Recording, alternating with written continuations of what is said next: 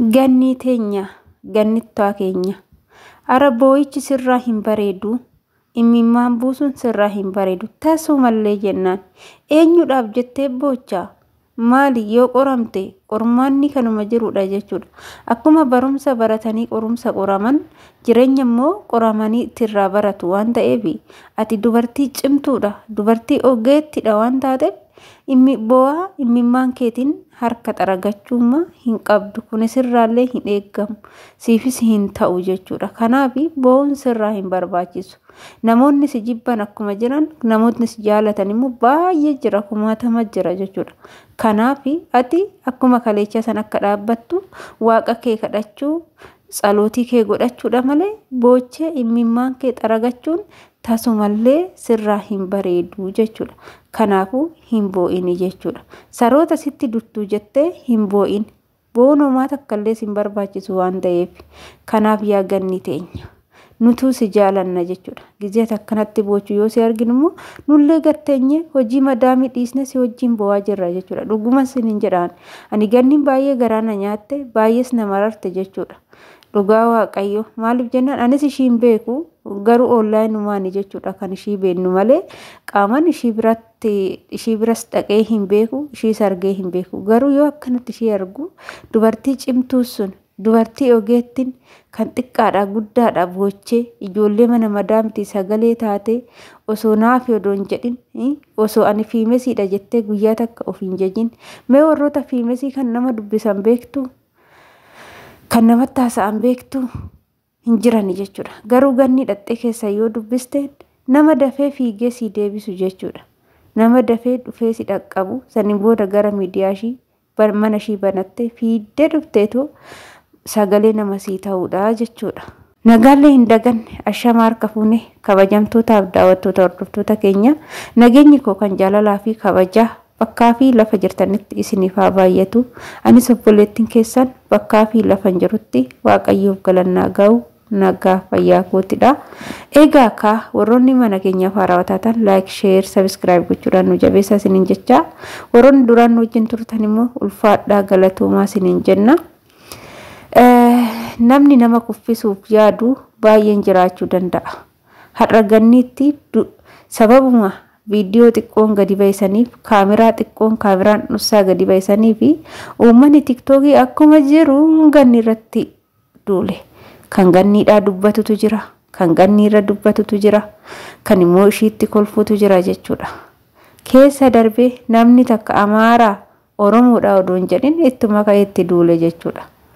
Maali ani kan na dhibetu bari namni akkamitti waa waaqayyo namaa uume uumaa rabbiitiin akkanatti namatti duula garuu yaani nutu nama tolchaa nutu xafaxafee sin tolchaa jechaa akka jiran uummanni waan irraa baradhe jechuudha.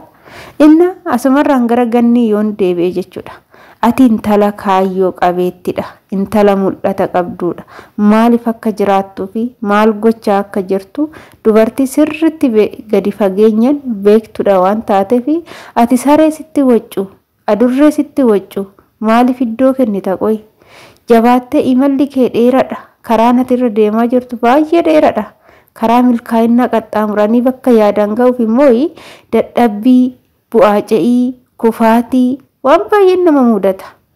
Namni milkaa'inaaf ka'e, namni kaayyoo qabu osoo hin kufii yoo milkoofteyyuu seenaa maaliitirraa kaatee dubbatame waan tokko ni hojjettee wanta sana akkuma hojii san jalqabdee ni milkooftaa bakka yaaddee miti bakka yaadne ga'uu ni dandeecha.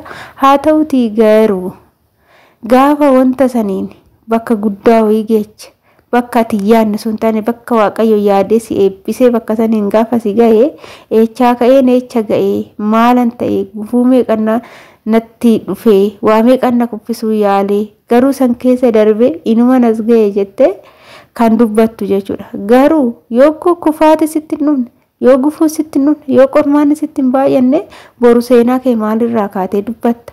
Nama kaayyoo qabutu, nama mul'ata qabutu, nama maaliif akka jiraatu beekutu duulli baay'ata sareen baay'istee dotti jechuudha. Sijjammar immoo kaameraa waraabame sun bifa ganniitii miti jechuudha. Maaliif jennaan kaameraatu gurraachache malee bifti ishii magaala kun akkuma asitti argitan kana malee gurraattii cileessanii miti jechuudha. Isarratti aansuudhaan immoo ani nama gurraacha baay'een jaaladha sijjammar jechuudha. Namni gurraachi gubbaa qofa gurraacha malee keechi isaa adii walalli jedheedha jechuudha. Kanaaf namni gurraachi I love you tuutu nama gurraacha irra deddeebi'ee jechuudha. Inni akkasisiniin jedha. Tigistii mooyyuu keessa darbitee gaafan ganni argee mana koo dhuftee arabdoonni koo kuni maalidha hadaa wushuu bismillah jedhanii jette.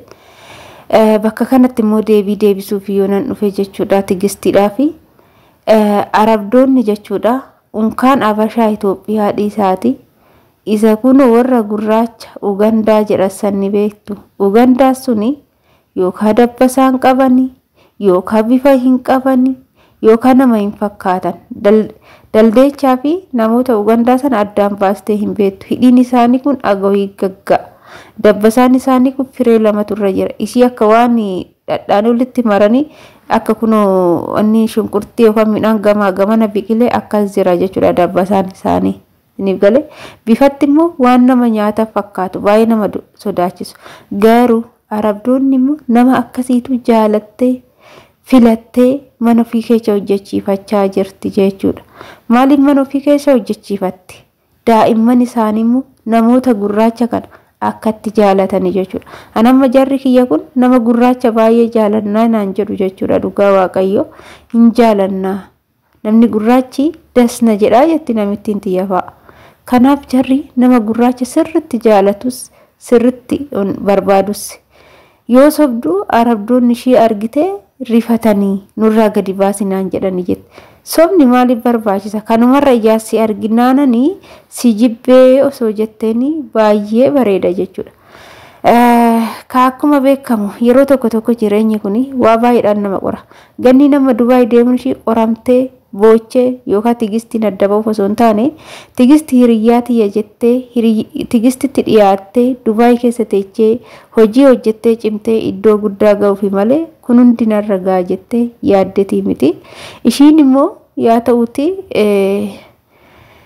gaafa ganni argitu amala haarawaa baastee waa hunda haarawaa baastee loluu eegaltee hiriyyaa gantuu jechuu eegaltee waa hedduu jechuu eegalte jechuudha. Yeroo kanas gammeen irraa fudhatte jechuu eegaltee deebitee guyyaa tokkoffaa viidiyoo baay'ee nama rifachiisu baay'ee nama gaddisiisu hojjette viidiyoo sananii dhuguma hojjette hin seene jechuudha. Firaankii uummata gochuuf jedhee yaadaa ture garuu ishiin viidiyoo sanis dhuguma hojjette amala haaraa hojjette booda immoo gaafa sobdee xawalwalte jettu waan sobduu dhabdee bilbila na jalaa hatanii jettee gara bilbilaatti zoorsifte jechuudha. Uummanni gaafannaani kanaaf deebitee gammeen irraa fudhatte jette maal jette waa hedduu jettee arrabsaa turte jechuudha. Anasumarraani wanni nan isin gorsu jechuudha bakka ooltan filadhaa. Nama eenyu wajjin akka ooluu qabdan sirriitti adda baasatii beekaa jechuudha.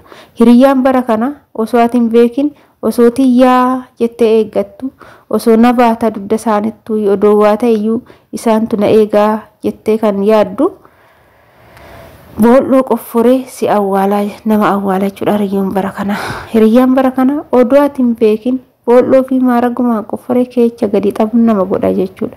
Kanaaf osoo muun awwaalamin osoo rakkoon akkanaa sinirraan gahin jabaadhatii ammumarraan hiriyyaa wajjin ooltan nama akkamii akka baaftan eenyu wajjin akka deemtan hiriyyaan keechan eenyu akka ta'e adda baasatii beekaa malee yookaan immoo wanti ganni irra gahe kun takkaan keessanii hunduma keessanuu keessattuu shamarran biyya Arabaa namoota garaagaraatiin wal bartanii wajjin jiraattan mataa keessan gubbaarra koree qaxxi jedhee gadi sillaalee akka ganni kanatti simbochisa jechuudha. Kanaaf iddoo ooltan filadhaa siniin jedha. Viidiyoo kasumarraa nan gola waan